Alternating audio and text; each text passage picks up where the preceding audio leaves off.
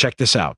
It seems like years ago that we were hearing that Trump was colluding with Russia, that he wouldn't have won the election without Russia, that his whole presidency was a kind of Putin plot. Well, there's now serious evidence that it was the Clinton campaign and Hillary Clinton acolytes that were directly involved in the generation of what has proven to be a conspiracy. Untrue. Think about how much media you watched. Me, a person who I would think, broadly speaking, is from the left, a liberal, certainly not a Trump supporter in Republican, with respect to those of you that are, I find myself in awe, gobsmacked, flabbergasted and startled by these revelations that Russiagate was a Democratic conspiracy. Right, he just said it, Joe. He's like, if only more libs were like this guy. I mean, guys, ladies, you get it. You've been watching my show forever, this podcast, and many of you have been here from the very beginning. And thank you for doing it.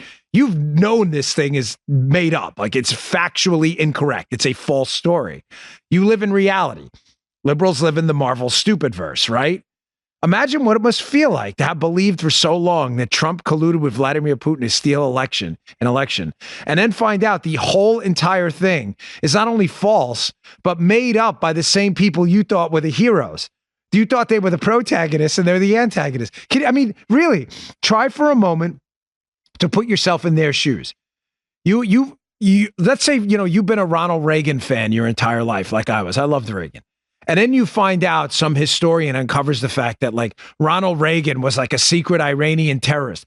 You would be devastated, would you not? Of course he wasn't. You get my point. I'm trying to put you in the mindset of what it must be like to live like a liberal, where you believe COVID caused the crime crisis, not liberals. I mean, you believe things like masks are they're so effective, the tool is, and research says it. I'll get to that later.